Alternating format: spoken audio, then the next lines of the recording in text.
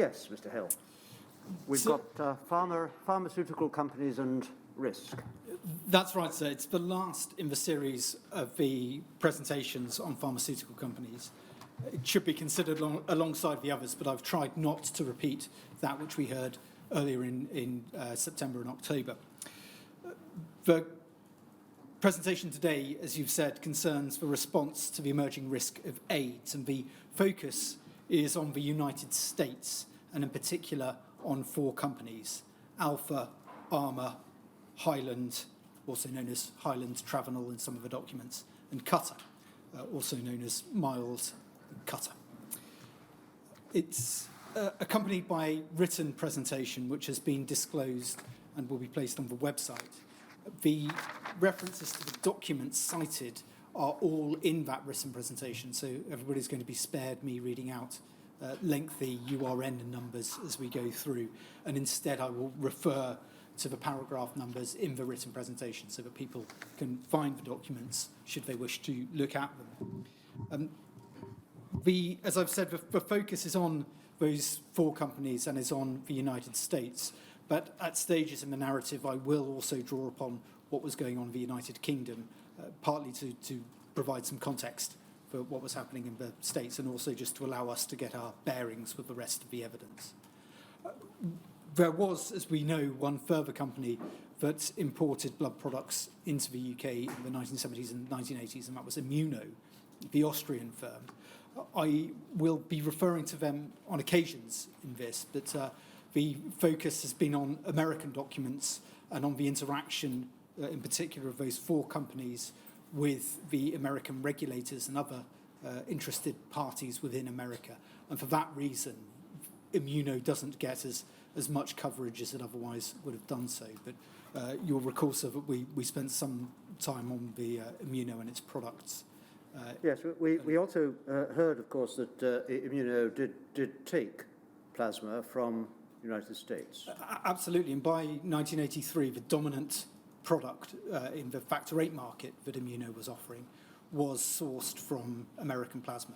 Yes. So these events are of relevance to them, particularly in relation to donor screening. We just don't have as much internal documentation, in part because much of the documentation that we have is drawn from the US litigation, in which Immuno, there was an awful lot of litigation, but most was focused against the US companies rather than Immuno. So we just don't have as much about them as we do with the other companies.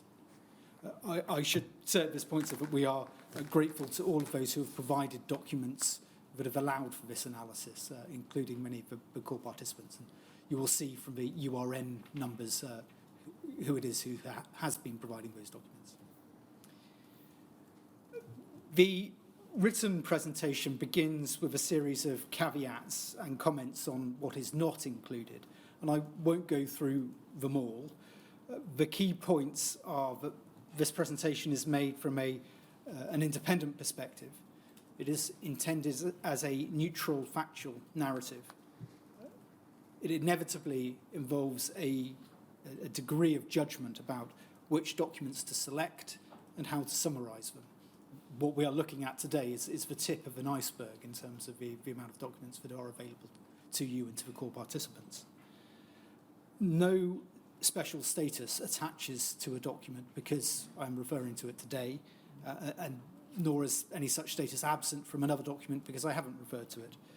The intention is to provide you, the core participants, those infected and affected, and the wider public with an overview of this topic. It doesn't pretend to be exhaustive. The analogy I use in the written presentation is that it's like trying to navigate through a forest without getting lost and stuck in a thicket.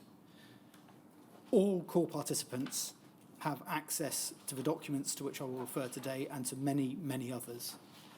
All will have opportunities to make submissions on them, and ultimately, so it will be for you to consider those submissions, to consider the evidence and come to your own findings. It may help if I provide a short route map about where we're going to be going today and tomorrow. The presentation begins chronologically from the first reports of AIDS in people with hemophilia in 1982 and then moves chronologically through 1983 and the first half of 1984.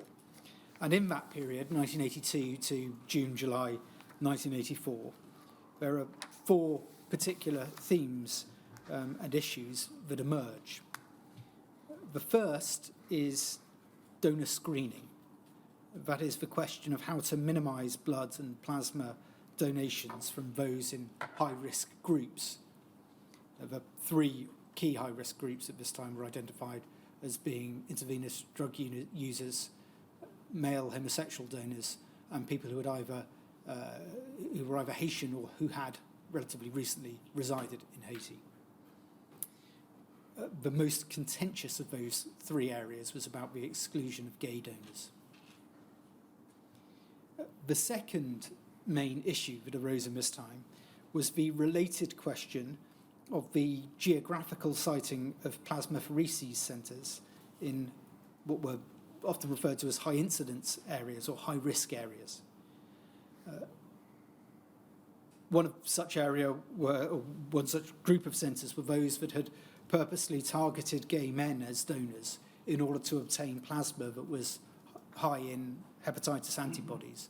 We discussed this in September and October, the purpose being to provide plasma that would be used to create products that would boost immunity for hepatitis.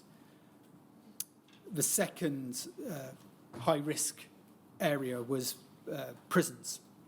And again, that was something that we touched upon in September and October, and we'll be coming back to in the next 2 days. The third set of high-risk centres were those that were located in cities which were known to have high incidence of AIDS. New York, San Francisco were the 2 main cities so identified. Also cities like Miami, New Orleans, Hollywood, and New Jersey as well. The third issue that emerges in 1982 to 1984 is surrogate testing. In this period, the virus causing AIDS had not been identified, and indeed there was a debate as to whether or not a virus was the causative agent.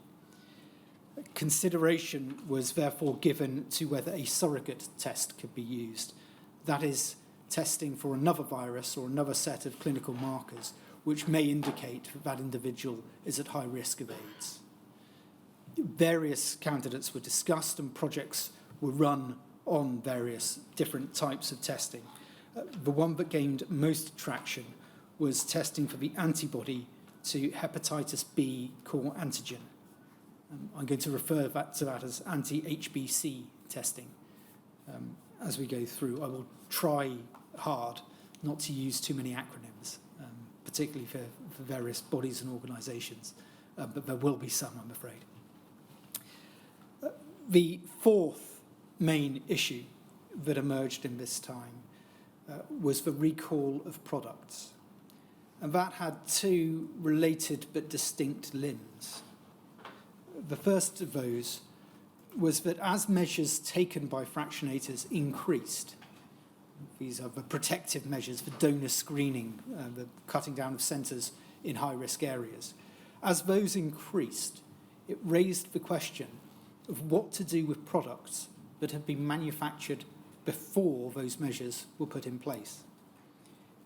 You will recall, sir, the evidence of Dr. Kingdon of Highland that we referred to in September and October about the long pipeline between plasma being obtained from a donor and that plasma, or part of that plasma, being injected by a patient, and that could be as much as 2 years afterwards. The second limb of the recall of products issue is this.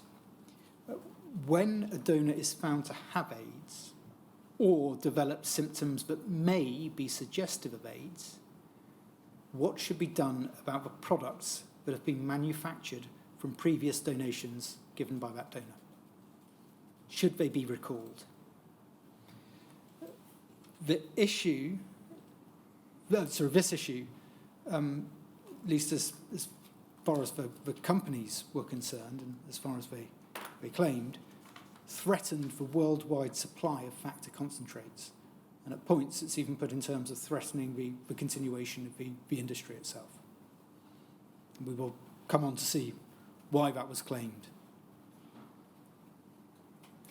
From mid-1984, the presentation departs from a strictly chronological approach to look at two matters thematically.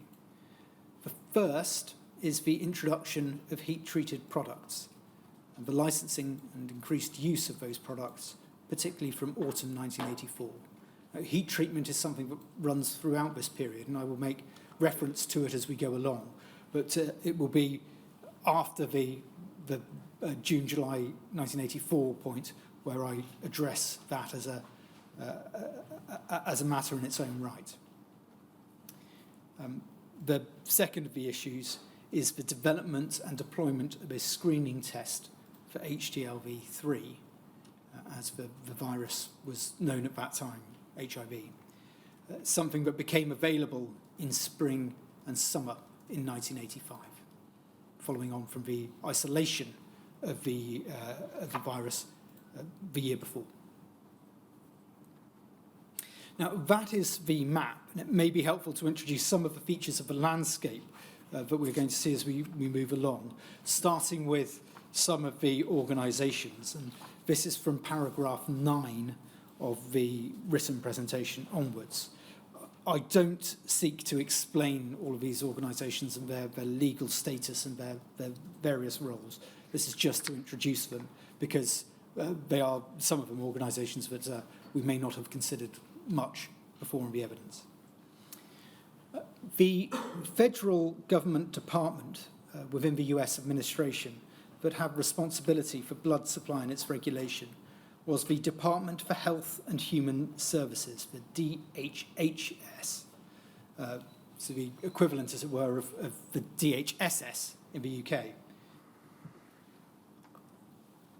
That was overseen by its secretary, a woman called Margaret Heckler, who was a member of Ronald Reagan's cabinet.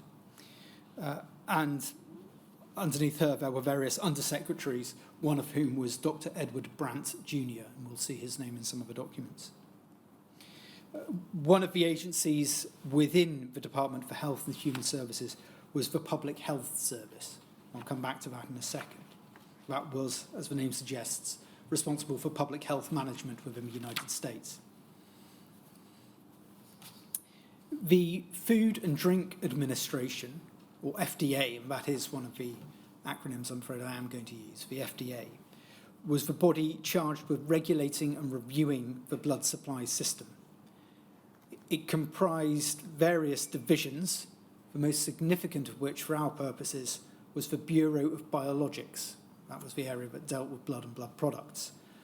In 1982, that was merged into the Centre for Drugs and Biologics, but often you'll see in the documents references to the Bureau of Biologics, or the BOB, or just the Bureau. So that means the organisation within the FDA that was responsible for blood and blood products. The FDA consulted formally and informally with a wide range of groups, and it had a number of standing committees. One of those was the Blood Products Advisory Committee, often referred to in the documents as BPAC, BPAC. It contained various individuals drawn from relevant medical, commercial and charitable establishments, and its purpose was to provide advice on blood and blood product matters.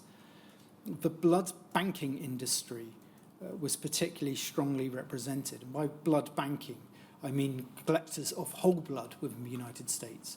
And some of those were blood banks that were run voluntarily, others were run for profit, some were connected to hospitals, some were community-based blood banks.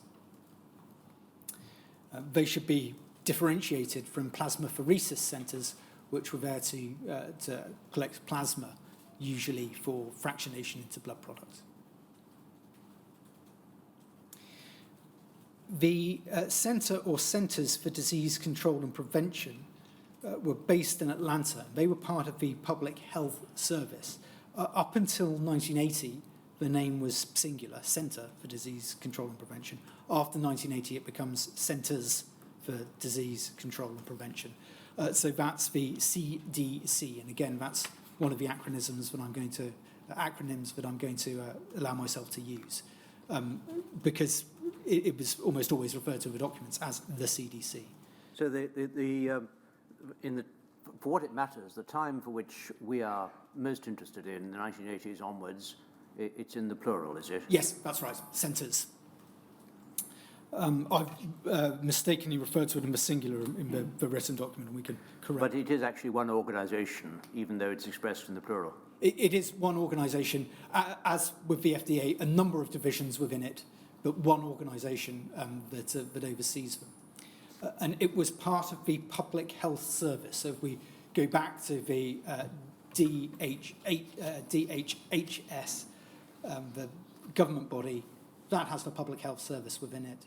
And within that, the Centres for Disease Control, based in Atlanta. Another organisation which comes up in some of the documents is the National Institute of Health, which again has a number of institutes within it. And that was the government's principal biomedical research agency. And we will see individuals from the NIH, National Institute of Health, attend various meetings, including Dr. Fauci. There were two trade bodies for fractionation interests in this period. The Plasma Manufacturers Association, often referred to in the documents as the PMA, and that represented those pharmaceutical companies that were affiliated to it, so Armour and Cutter, Highland. The membership changed at various points. I don't think that strictly matters for our analysis today, but it was generally regarded as the fractionators trade body. There was also the American Blood Resources Association. That was a slightly wider body that incorporated not just the fractionators, the manufacturers, it also involved those who were involved in running independent plasmapheresis centres. And as we have seen, those independent centres would often contract with the main companies in order to provide them with plasma. A number of organisations involved in whole blood collection are also of relevance. The American Red Cross, the American Association of Blood Banks, and the Council of Community Blood Centres. I won't break those down individually, but they are the equivalent of the two last groups that I mentioned, are the equivalent trade bodies for some in the blood banking industry. One thing that you may feel emerges as we go through this is that those groups are not monolithic. There was considerable disagreement and tension between different government agencies. In general terms, the CDC, elements within the CDC, were more hawkish about the threat of AIDS than some of the other agencies. They had some difficulty persuading others within government as well as those outside it. And even within the CDC itself, there were some tensions. The fractionators and the blood banking industry also had different views and different interests. This was particularly evident in the debate about donor screening and donor exclusion. There, as we'll see from the documents, fractionators proved more responsive to change than the blood bankers did, including the voluntary blood bankers. But nor were the fractionators themselves a uniform group. We will see that there were occasions on which they would seek to present a single view, even a script. They were particularly united on the issue of product recall. But there was also a divergence in policies, including in respect of donor screening, approaches to prison donations, and on surrogate testing as well. It shouldn't be forgotten that as well as having shared interests, these companies were market competitors. And while I refer to the fractionators as a whole, I do so without losing sight of the fact that they were individual companies. One other body that is worth mentioning at this stage is the National Hemophilia Foundation. That was the main representative body within the United States for people with haemophilia and their families. The National Hemophilia Foundation, often known as the NHF, also had within it a medical and scientific advisory committee, I'm afraid often referred to as MASAC. That was a committee of leading haemophilia clinicians from the United States. And it was, in effect, the body that set out recommendations for clinical care of people with haemophilia. The National Hemophilia Foundation would also attend relevant meetings, as we'll see, it called meetings itself and invited interested groups such as the fractionators along to them. And the NHS would also issue public statements on policy.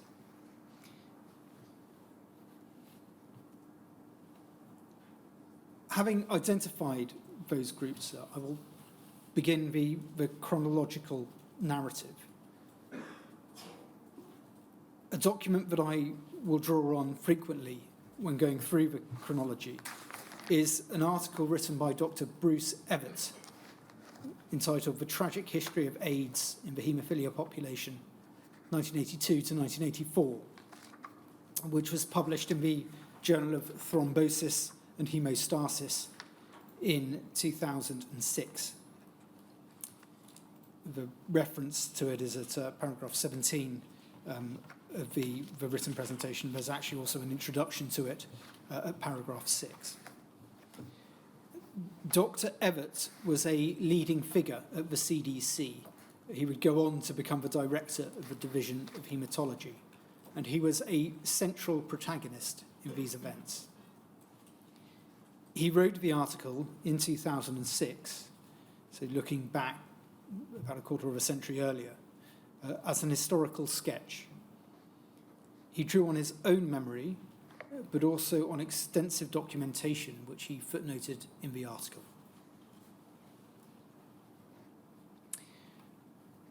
In the tragic history, as I'm going to refer to it, Dr. Evett states that AIDS first became apparent in the United States in the last quarter of 1980.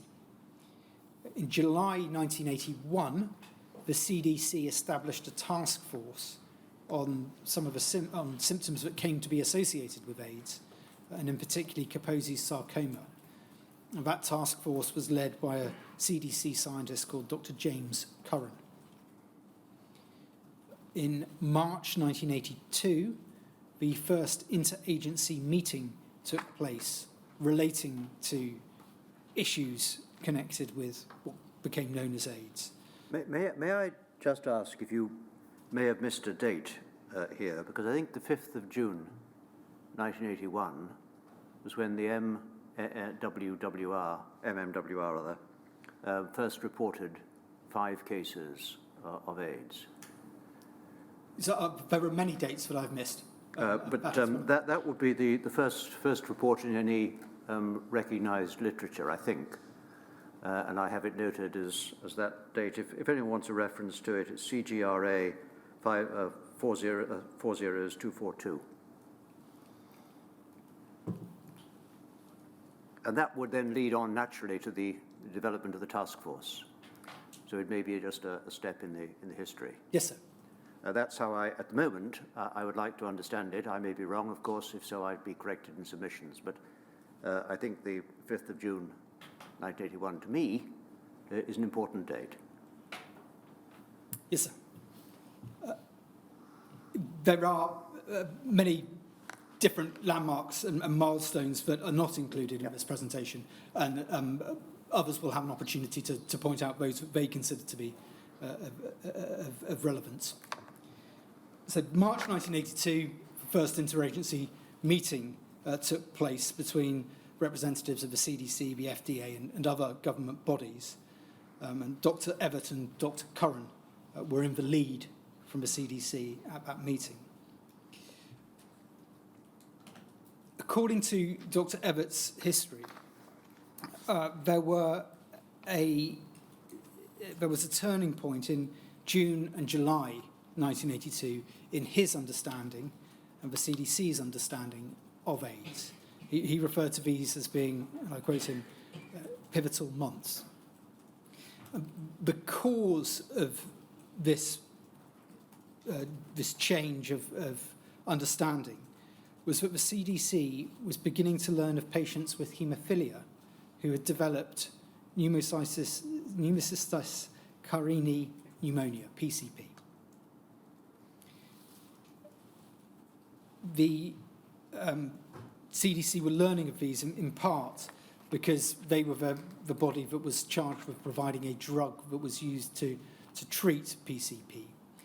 And so people had to report cases to them in order to get the drug.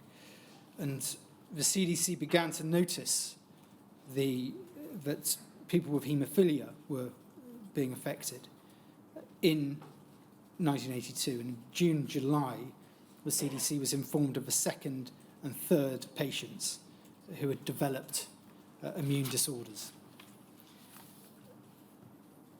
This led Dr. Everett and his colleagues to become, and I quote him again, reasonably convinced that haemophilic patients were another risk group for AIDS.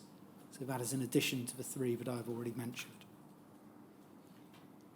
Dr. Everett raised the issue of senior figures within the CDC, and then the CDC did the same with other bodies and agencies, leading on the 9th of July 1982 to Harry M. Mayer, who was the director of the FDA's National Centre for Drugs and Biologics, to write a circular to all manufacturers of plasma fractionation products. He informed them of the 3 cases of PCP in people with haemophilia.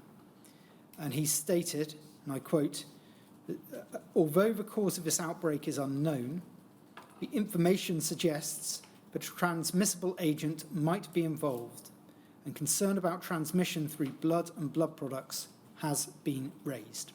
That's paragraph 19 of the written presentation, 9th of July 1982, a circular sent to all fractionators. 5 days later, on the 14th of July 1982, the National Hemophilia Foundation issued a patient alert. That concerned and raised the 3 cases, and also the possibility of an infectious agent transmitted through blood or blood products. The NHF statement stated, and I quote, "It is important to note that at this time, the risk of contracting this immunosuppressive agent is minimal, and CDC is not recommending any change in blood product use." It's paragraph 20 of the written presentation. 2 days later, so the 16th of July 1982, and the CDC publishes a report of the 3 cases in Morbidity and Mortality Weekly reports. We will hear, as we go through, how the number of cases increases as time progresses. This evidence suggests that US pharmaceutical companies were, as of mid-July 1982, given notice of PCP infections in patients with haemophilia, and were given notice of the possibility of transmission of an infectious agent through blood and blood products. And lest there be any doubt about that matter, if we could bring up, please, Shumik, CGRA 40668. This is a memorandum, internal memorandum, within Highland Travenel. And we can see that it is from H.S. Kingdon, that is Dr. Kingdon, whose evidence we heard about in October and September.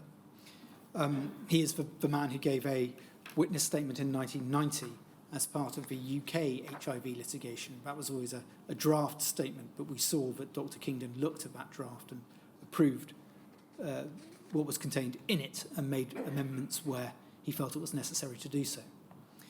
This is a memorandum from the 5th of January 1983, so 6 months after the events that we have just been discussing. What Dr. Kingdon says is this in the first paragraph. We have been closely monitoring the AIDS issue at Highland since the original description of the syndrome in male homosexuals in the December the 10th, 1981 issue of the New England Journal of Medicine. And more intensively, since the first 3 haemophilia cases were reported in the Morbidity and Mortality Weekly Report from the CDC on July the 16th, 1982. He goes on to say, and I quote, "Many of us have been involved in considering the problem and in discussions with the CDC on its implications for our blood products. Dr. Riddell, who at that stage was with Highland Travenel, has attended the bulk of the meetings held at the CDC or National Institute of Health on the subject." So we can see there an acknowledgement from January 1983 that Highland Travenel had been following that issue closely, particularly from July 1982. It's, again, if I can just pick up something from my own understanding, subject again, obviously, to correction if it proves later to be wrong.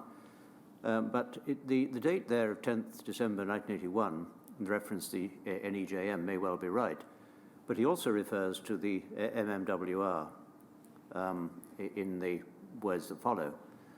My understanding at the moment is that in the MMWR in August of 1982, August of 81, the 28th of August, there were 70 cases of PC pneumonia cystis, Carini pneumocystis, and Kaposi sarcoma amongst gay men, which was reported with a 40% mortality rate. Now, if that's the case, there was actually a widespread reference in the MMWR, if it was read, to the growth, the exponential growth, perhaps, of symptoms related to AIDS, even if not necessarily diagnostic precisely of them. Yes, I'm trying to remember. I think if we could have, please, on screen, the next reference, which is from 23 of the written presentation, CBLA 5011_005 at page 26. This is Dr. Kingdon's statement from 1990, and I think that he, from memory, I think that he comments on this.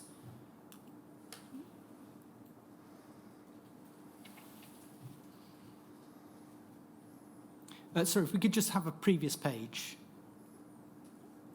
This is electronic page 25, and it's paragraph 73. And it says, yes, although the disease had been regularly reported in the MMWR since June 1981, it did not receive particular attention from the scientific and medical communities until the articles appeared in the NEJM. So that explains it. It was there to be seen, but it wasn't necessarily picked up. Yes. And at that time, the link to blood and blood products wasn't as pronounced as it came to be from July 1982 with the cases reported in people with haemophilia. Yep. If we could just go over to the next page. So I'm sorry, just before we leave that, actually, Dr. Kingdon goes on to point out that the NEJM is the most widely read medical journal in the US. And every article is pre-reviewed, so peer review was involved. And so that is another reason why the NEJM pricked his interest in a way that the MMWR article may not have done as much. If we could go over to the next page, please, Shumik. At paragraph 75, we see Dr. Kingdon, and this is, as I say, from his draft statement from 1990, his evidence here is consistent with that memorandum that we've just read, that in July 1982, the first reports of cases in people with haemophilia appeared in the MMWR, And he says, and I quote, "This report crystallised the concern that haemophiliacs may develop AIDS and raised a question whether the disease may be blood-borne. There was, however, still much controversy about the disease and its causes and modes of transmission." And he goes on in that paragraph to explain why there was controversy and about the fact that patients had used a mixture of blood products, and an issue therefore arose about which, if any, contained a causative agent. So although there was an open debate, it is Dr. Kingdon's evidence from 1990, supported by the memorandum from 1983 and the other documents that we have looked at, that as of July 1982, fractionators were on notice that the CDC had these concerns.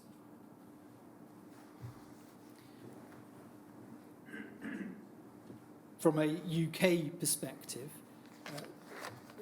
paragraph 24 of the written submission, the written presentation, we can see that in July 1982, some information was getting back to the DHSS about this, although it was in a slightly garbled form at that stage. Well, I think the chronology from the UK, just to intersect, I think the first reported case, or maybe death, I don't know, but the case of AIDS in the UK was in December 1981. And it was certainly in July 82 that Terence Higgins died. Yes, so I should have made clear that in July 1982, there was a knowledge of AIDS beforehand. July 1982, I'm talking specifically about a knowledge about AIDS in people with haemophilia. Yes, the question here is the link with those who suffered from haemophilia. Yes, yes. And that's the MMWR publication and the NHF alert and the FDA alert. But it goes wider than that, because it must be also a link, potentially, to those who have transfusions of blood. Yes.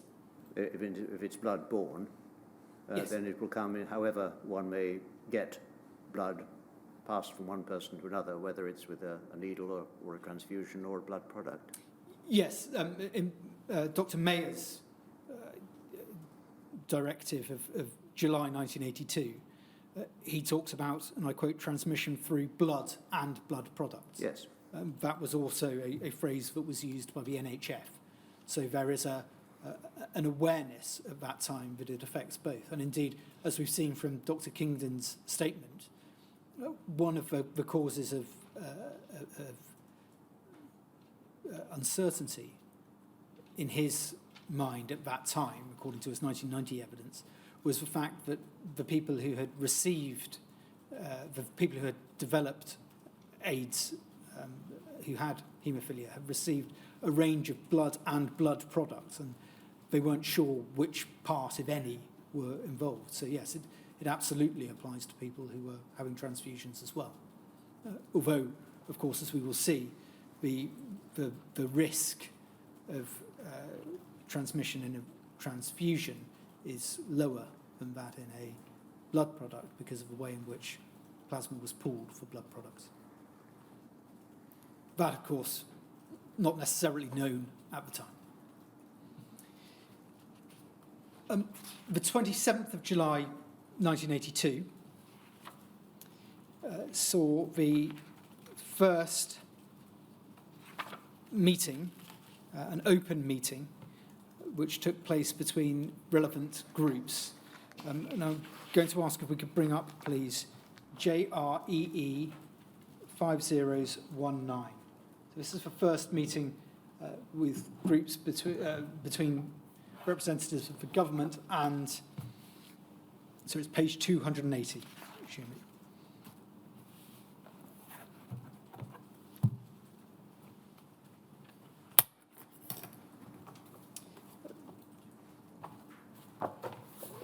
So a meeting, the first meeting between government agencies and interested bodies who were connected with blood and blood products. It was an open meeting, and it was formally a meeting of the Public Health Service Committee on opportunistic infections in patients with haemophilia. This is the formal record of it. We can see from the first paragraph, it says that the meeting on the 27th of July 1982 took place from 8:30 in the morning until 4:30 in the afternoon. And it was held to consider the significance of the occurrence of opportunistic infections with pneumocystis carini pneumonia, PCP, in 3 patients with haemophilia.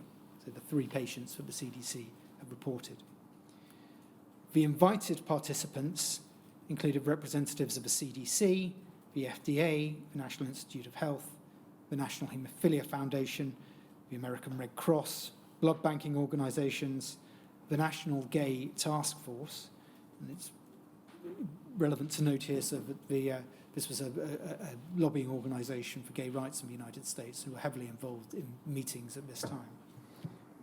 New York City Health Department, New York Inter-Hospital Study Group on AIDS and Kaposi's sarcoma, New York being a particular centre for high incidence of AIDS. We know from another source, which is cited in the written presentation, that Dr. Everett attended, as did Dr. Mayer on the government side. For the fractionators, Dr. Mike Riddell attended. Dr. Riddell at that time was still with Highland. He would later move to Armour, but he was there on behalf of the Plasma Manufacturers Association, the trade body. He reported back to other members and other fractionators after the meeting. If we move down to section 2, aspects of discussion. I'll read through this, occasionally pointing out some features that we learn from the other documents. The record says, and I quote, AIDS and the sequelae of Kaposi's sarcoma and opportunistic infections are occurring in several populations: homosexual men, recent patient entrants, and IV intravenous drug abusers. The possibility exists that it is occurring in patients with haemophilia. If the PCP observed in 3 patients with haemophilia represents the same process as seen in other groups with AIDS, then a possible mode of transmission is via blood products, in this case, factor VIII concentrate. This finding would strengthen the existing hypothesis that AIDS is caused by a transmissible agent. C talks about other unusual disorders among haemophilia patients which have been mentioned, but which have not been studied sufficiently to establish a relationship with AIDS. Point D, and I quote, there are 11,000 to 15,000 persons with haemophilia in the United States with varying severity of the condition. The morbidity and mortality from haemophilia, as well as the lifestyle of haemophilia patients, has changed considerably over the past 10 years. These patients are treated with either a product derived from fresh frozen plasma, cryoprecipitate, or a protein concentrate prepared from these precipitates called antihemophilic factor VIII. Such therapy has allowed the development of home treatment regimens which permit patients to live a more normal life, including sharing educational and vocational opportunity and pursuits with the rest of the population. The number of days of hospitalization annually has decreased markedly for haemophilia patients on home treatment programs. Hemorrhage, spontaneous and traumatic, remains the major cause of death in haemophilia patients. I'll just pause there to note that from another source, Dr. Riddell's note of the meeting, we know that this information was given to the meeting by Dr. Louis Aladort, a leading haemophilia clinician who was connected to the National Hemophilia Foundation and sat on the Medical and Scientific Advisory Committee. I should also note that from Dr. Riddell's note, we know that it was Dr. Everett and Dr. Curran from the CDC who presented the data about the infections in people with haemophilia at that meeting. Returning to the note, paragraph E, almost all patients regularly receiving factor VIII or cryoprecipitate develop hepatitis B and non-A, non-B infections. These products have been shown to transmit these infections. Because of the freedom and reduction of suffering permitted haemophilia patients by factor VIII concentrate, the product's benefits are perceived by patients to vastly outweigh currently known risks. The factor VIII normally present in fresh plasma is heat labile and inactivated by many types of chemical or physical treatment. For this reason, the techniques developed for the production of factor VIII concentrate from fresh plasma are known to have little effect on hepatitis viruses. There are 5 commercial producers of factor VIII concentrate. Lots of factor VIII concentrate are prepared from plasma pooled from 1,000 to 5,000 donors. Donors come from many parts of societies. Most material is pulled from paid donors in plasmapheresis centres. Haemophilia patients use large amounts of factor VIII, 40,000 to over 65,000 factor units per year, from multiple preparations with subsequent potential exposure to material derived from thousands of donors. The occurrence of PCP in 3 patients with haemophilia is disturbing, particularly since there is no previous evidence that this infection is common in haemophilia patients. The 2 patients who had immunological studies performed demonstrated a T-cell abnormality similar to that among other patients in other high-risk groups with AIDS/KS. There is no known intrinsic immune disorder in haemophilia patients that will permit or promote such opportunistic infections. And we take it from Dr. Riddell's note that that information is coming from Dr. Evett and Dr. Curran, and as we can see, points towards the finding or a working hypothesis that the condition which is being observed in people with haemophilia is the same condition that is being observed in the other risk groups of intravenous drug abusers, gay men, and Haitians, and is AIDS.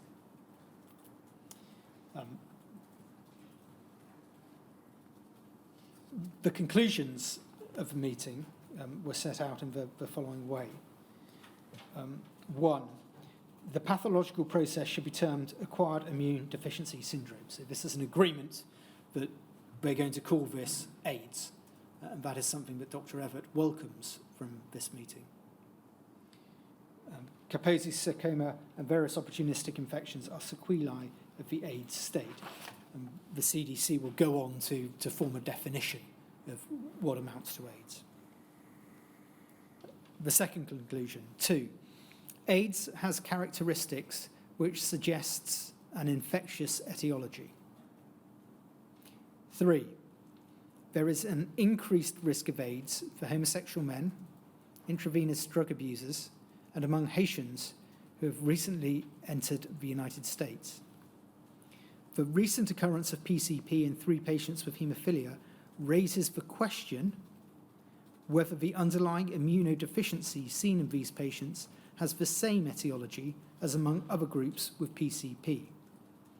High priority should be given to obtaining information that will answer this question. 4, there is need to determine if certain blood products, particularly factor VIII, are risk factors for AIDS. So just summarising for a moment, is it a fair summary to say that the working hypothesis, the working assumption, is that AIDS is caused by an infectious agent? The question, which is posed by the case of the 3 haemophiliacs who were found to be suffering from AIDS, is whether the AIDS in them was caused by the same cause as the cause of the AIDS in others. Yes, that is a fair summary of the consensus view of the meeting. That doesn't mean that everybody shared that view. Some were more persuaded that there was a link between people with haemophilia and AIDS, and some were less persuaded even that AIDS was caused by an infectious agent. But the consensus view of the meeting was as you have just summarised, Versa, yes. Thank you. The meeting made 5 recommendations. I won't go through those in detail, but they included an active surveillance system, detailed laboratory studies, an urgent need to determine practical techniques to decrease or eliminate the infectious risks from factor VIII, a call for broad input into the areas, including from gay community groups, haemophilia groups, and so forth. And the 5th was the eternal concern over adequacy of funding for all of this work. And Dr. Everts said that the second positive that he took from the meeting was that the CDC was therefore encouraged to continue in its work of tracking and surveilling the development of AIDS, particularly within the haemophilia community.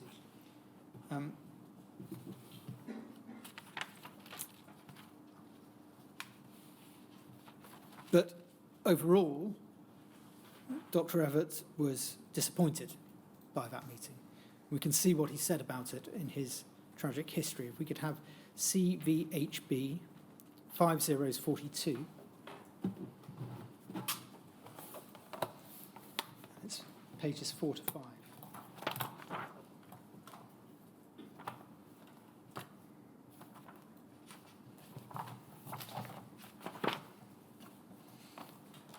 What we have just been discussing was the consensus view of the meeting, and this is what Dr. Everett, looking back on it, thought.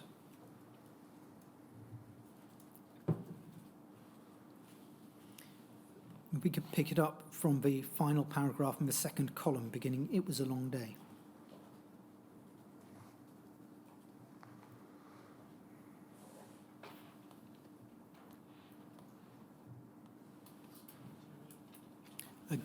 Just underneath the heading, "Confronting Existing Wisdom," you can see second paragraph down, beginning, "It was a long day." Thank you. He said this, and I quote, "It was a long day. Detailed histories of the haemophilia cases were systematically presented, followed by data from the other risk groups and comparisons of hypothetical risks posed by various etiological theories to each risk group." I'm just going to, we could expand Shumick, and I'm just going to show that table that he refers to here. At the bottom of the first column, table 1. So the 4 potential risk groups: drug users, Haitians, people with haemophilia, and homosexuals, gay men. Those are the 4 population groups there.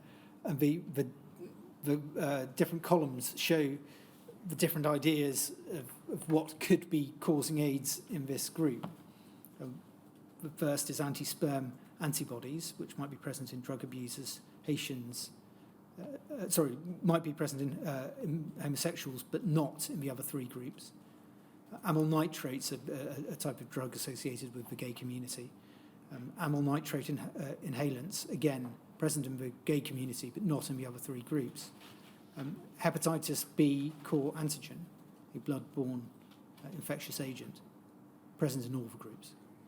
So Dr. Everett was saying that, we'll go on to see exactly what he says in his words. And I quote, "Only the high risk for blood-borne infections could explain a risk common to all 4 groups. But rather than expressing alarm at a possible blood-borne infection and suggesting ways to reduce a blood-borne risk, the audience expressed an almost universal reluctance to act. The scientific community had yet to see published evidence that the syndrome was indeed an infectious disease, let alone blood-borne and sexually transmitted. Homosexuals were major blood donors in the large cities on the east and west coasts. It was thought that singling out homosexuals for exclusion would unnecessarily stigmatize them without evidence that they were indeed transmitting the disease.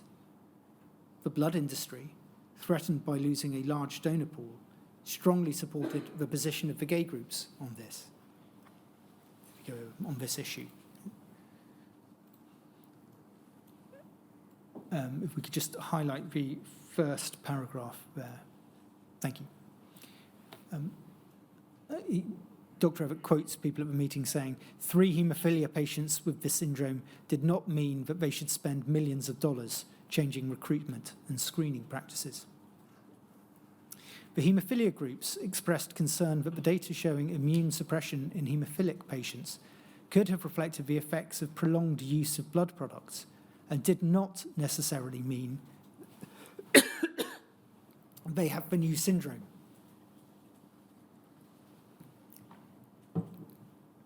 They also feared the stigma of having a disease associated with homosexual patients and were concerned that reducing the use of clotting factor concentrates would bring back old issues of deformity and early death, the fate of haemophilic patients before concentrate treatment. Excuse me 1 second, sir.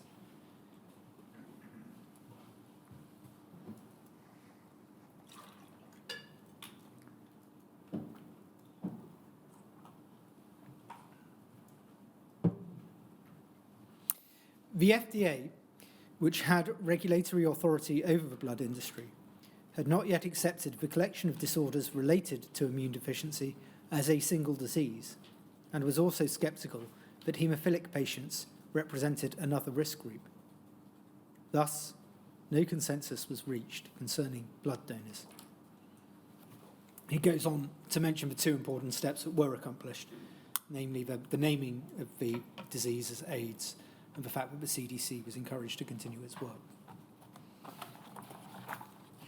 So a rather different tone in Dr. Everett's recollection than the collegiate tone of the note that formally recorded the meeting.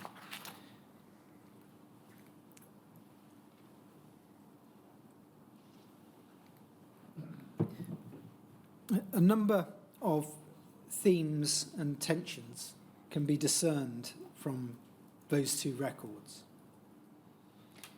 The first is the tension between, on the one hand, the potential gravity of the problem and resulting calls for immediate action, and on the other hand, the scientific and medical uncertainties involved and the resulting calls for further information and research before firm decisions were taken. The second theme is the association between the suspected risk of AIDS and the known risk of hepatitis for people with haemophilia. The third is the reliance on plasma from paid donors from, as it was put euphemistically in the formal record, many parts of society. The fourth theme is the emphasis placed on the beneficial effects of the use of factor concentrates and consequent concerns about the risk to the supply of these products. The fifth theme is the approach to the way in which the conclusions and recommendations of the meeting were expressed, and indeed the way that the meeting was conducted. Instead of identifying the opinions of individuals and the differences of opinion between those individuals, the note was drafted to record the view of the meeting as a whole, and inevitably this gives rise to a broader and less specific set of observations, a more consensual view. In his note of the meeting, I won't take you to it, sir, but we know that Dr. Riddell produced one, and I summarise it at paragraphs 33 onwards of the written presentation. He wrote that he provided information in response to questions at the meeting, and presumably that included the information about the donor pools that we saw from the other note. Among the information that he gave to the meeting, according to his note, was that was information about the existence of 6 to 8 plasma collection centres in prisons. He also said that about 2% of the total plasma collected in the country came from those prison sources.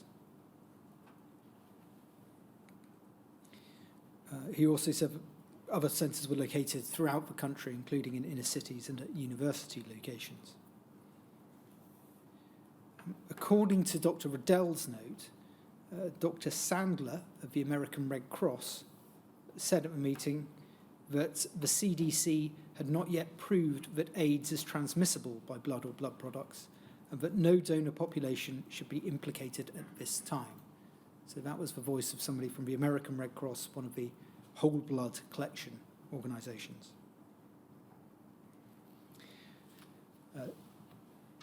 Scepticism on that point was also expressed by other representatives of whole blood groups.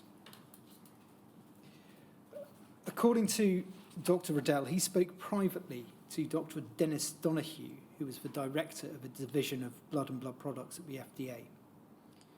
Dr. Donoghue said that his division could, and I quote here from Dr. Riddell's note, find itself in the position of having to make a politically expedient decision to disapprove the operation of plasmapheresis centres specifically intended to collect anti-HBs plasma, so that's plasma rich in hepatitis antibodies, from homosexuals. So Dr. Riddell is referring to the FDA as seeing that as a, quotes, politically expedient decision, whereas I'm sure that the CDC, or at least Dr. Everett, would have put it in rather different terms. As we have heard, Dr. Donoghue did approach fractionators in August 1982, so the following month, in an effort to persuade them voluntarily to exclude plasma obtained from donors, typically gay men, who had been recruited because of the likeliness that they would have antibodies to hepatitis B. I pause there to make the point that this was an attempt to persuade fractionators to take voluntary action. The FDA did have regulatory powers, and those are set out in some of the reports, and particularly the report of the Institute of Medicine, to which I refer in the presentation. But the feeling was that statutory powers would take a long time to implement and could get caught up in bureaucratic wrangling, whereas, and indeed legal wrangling, whereas if you can persuade a company to do something voluntarily, then that will take effect more quickly. But the FDA did have powers to compel as well as powers to persuade. I'm not going to go back over the evidence that we've already heard about the response of the companies to Dr. Donoghue. When we looked at it before, it was to try to understand what was taking place before 1982 and 1983. Here we're looking at what happens once that approach was made by Dr. Donoghue. In summary, Qatar agreed to suspend collection from such centres, although it was noted in an internal document, which is cited at paragraph 36 of a written presentation, that they wouldn't be fractionating any of that material into factor 8 and 9 for sale anyway. Alpha also agreed to a voluntary suspension until further notice. The documentation suggests that Highland itself didn't fractionate such plasma into their own products, although they may have sold it to Alpha. Interestingly, in an internal Qatar memorandum, Dr. Riddell of Highland is said to have, and I quote, expressed great surprise that we, that is Qatar, would even consider fractionating this material into factors 8 and 9, anything other than HIBG, because of the history of hepatitis problem. So we can see there differences between the companies on how they approached this matter in the past, but all agreeing to do what Dr. Donoghue had asked them to do. Armour's position is not clear from the documents obtained by the inquiry. As we have seen, Dr. Riddell had referred to this as being a decision that was taken for political rather than scientific considerations. And at paragraph 37 of the written presentation, we can see that was also the view of some others, including Dr. Hirschberger of Qatar. Dr. Hirschberger, in an internal memorandum recording his conversation with Dr. Donoghue, said that Dr. Donoghue, and I quote, feels that the hold will not be necessary for more than 2 or 3 months unless more donors develop AIDS. If accurate, that shows Dr. Donohue's thinking at the time within the he was within the FDA about the threat, and a prediction of it not being necessary for more than 2 or 3 months unless there were further cases that developed. It's specifically cases amongst donors. Yes. So it's looking at what's going into the product at the base level as opposed to what's coming out at the recipient's end. The only caveat I would add to that is that it is a brief reference in a memorandum passing on information. The logic would clearly mean if you are putting this suspension in place because of your concerns about 3 cases of potential AIDS in people with haemophilia, if more cases in people with haemophilia came forward, then the logic would surely imply that the suspension must continue. Well, it depends what he meant. If he's talking about donors, he is talking about people whose blood is or plasma is being taken, as opposed to those who are receiving it. And equally, the logic might be there are a number of people who are known to have AIDS. If a greater number come forward to donate, then there may be a bigger risk. It could be so. The difficulty is trying to interpret what one word or a sentence in a memorandum, which is reporting somebody else, says. But absolutely. What is clear from that and from other correspondence is that these commitments were prospective. They were about what was going to happen in the future, and no comment was made on what was going to be done about existing stocks of plasma that had been or were being processed into blood products at that time. And Counsel of the Inquiry have seen no evidence that efforts were made to withdraw or withhold factor concentrates that had been produced from such plasma. That's not to say that such evidence doesn't exist, but it's certainly not clear on the face of these documents that there was an intention to take those kind of steps.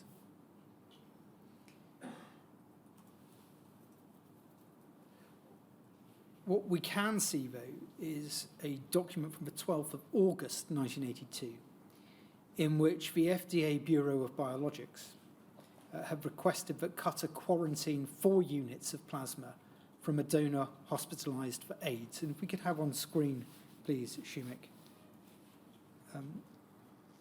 CGRA 40652.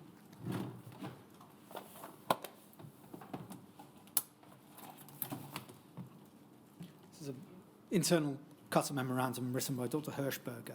It's actually the final paragraph that we're interested in for this purpose.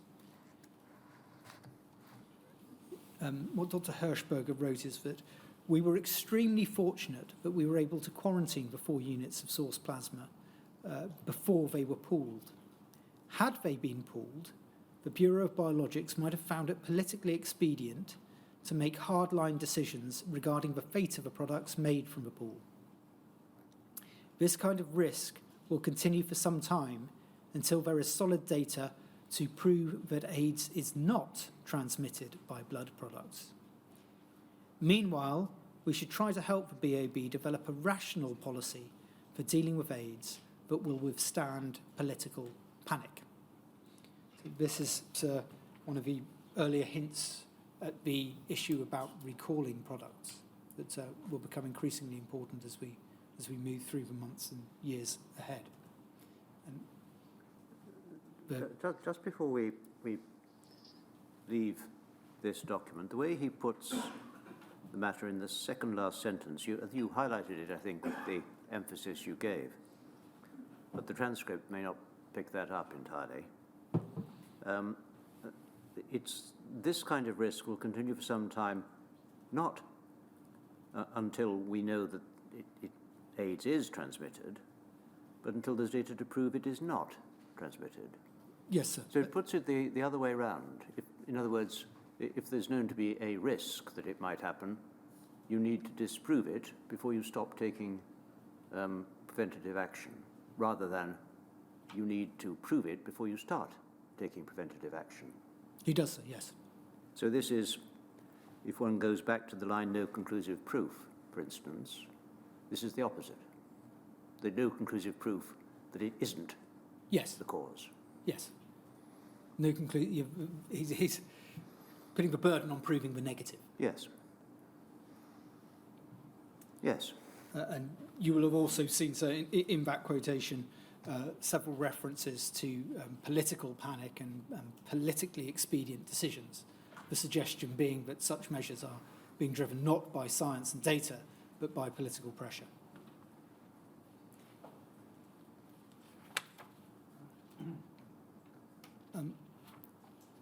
Jimmy, thank you. I think we can take that down now. That was the 12th of August. Just before the break, I mentioned a couple of events from September 1982. The first is there was a meeting that took place on the 9th of September 1982 to discuss technical issues about heat treatment of factor 8 products. It's notable, and this is at paragraph 40, it's notable that that meeting discusses heat treatment of products in respect of inactivation of hepatitis viruses. At least in the official record of the meeting, there's no reference to the relevance of heat treatment to AIDS at that time. So the focus of heat treatment in September 1982 is still very much on hepatitis. The second meeting to which I make reference in September 1982 occurred on the 23rd and the 24th of September, and it was a meeting of the Blood Products Advisory Committee, summarised at paragraph 41 of the written presentation. There is a brief note on this in a document which was prepared for a congressional investigation a few years later. And it said that meeting discussed, and I quote, non-specific methods of detecting infectious agents in donated blood, which would seem to be a reference to surrogate testing. That is one of the themes that will grow in importance as time passes. The minutes also recorded the discussion of the issue of AIDS, at the end of which the committee concluded, and I quote, there are insufficient data to suggest that any immediate action be taken with licensed blood products. That is 23rd and the 24th of September 1982, and relevant to note that Armour, Highland, Cutter and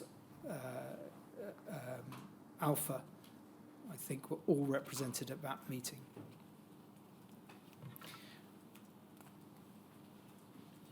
I want to serve that as a convenient point, so I'm about to move on to the further investigations that were undertaken by the CDC in the autumn of 1980. Yes, it is. Well, we'll take a break now until 11:45. 11:45.